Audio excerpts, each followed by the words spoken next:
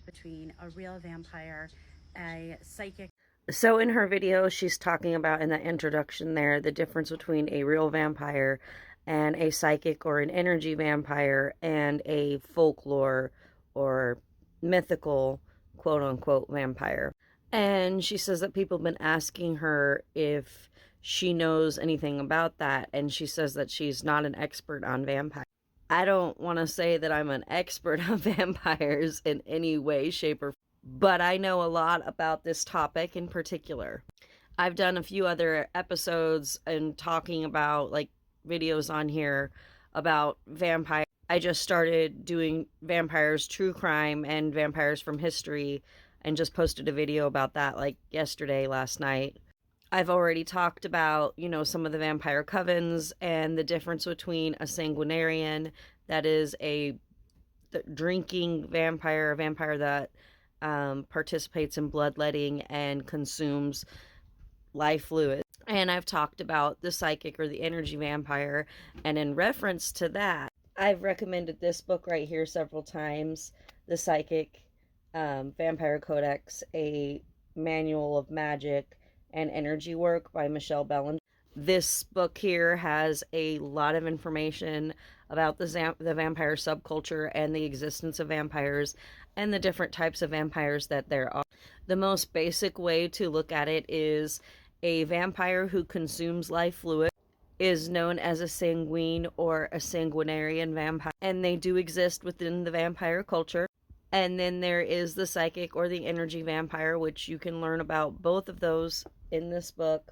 Even though the book does say the Psychic Vampire Codex, and that is what it has a lot to do with, there are some kind of intersectional topics, and that includes talking about sanguinarian vampires and how this culture came to be, some things about the rules and kind of the protocol and the processes for how the subculture is handled and the people that participate in it. It explores a lot about myths and misconception, and so it's an invaluable resource if you want to learn more about vampires. But the simplest way to put it is, like I said, a sanguine or sanguinarian vampire is those who consume life fluids, and then psychic or energy vampire are those who are leeching off of your auric and your kind of your spiritual abilities,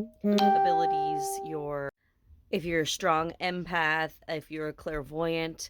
They're very attracted to people who have a high spiritual, read themselves, because that is the highest types of energy that they can feed off of, and that's what they're looking to do. And so within the vampire subculture, there are many different types of belief systems, and there are even other kind of side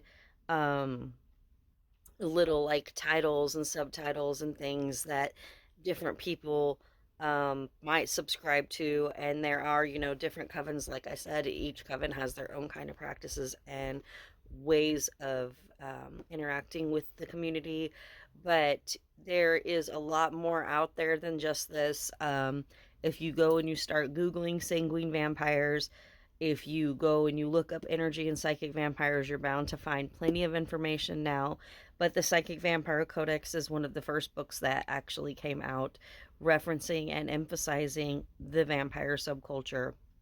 I've talked about true crime incidences and many different types of people from history who could be considered vampires, both in the sense of like the Count Saint Germain, for example, in New Orleans, and the Casket Girls from the Ursuline Convent down there, and the Carter Brothers, which was a true crime story that took place down there. But I also just talked about a true crime story recently about the vampire clan unalivings that took place in 1996.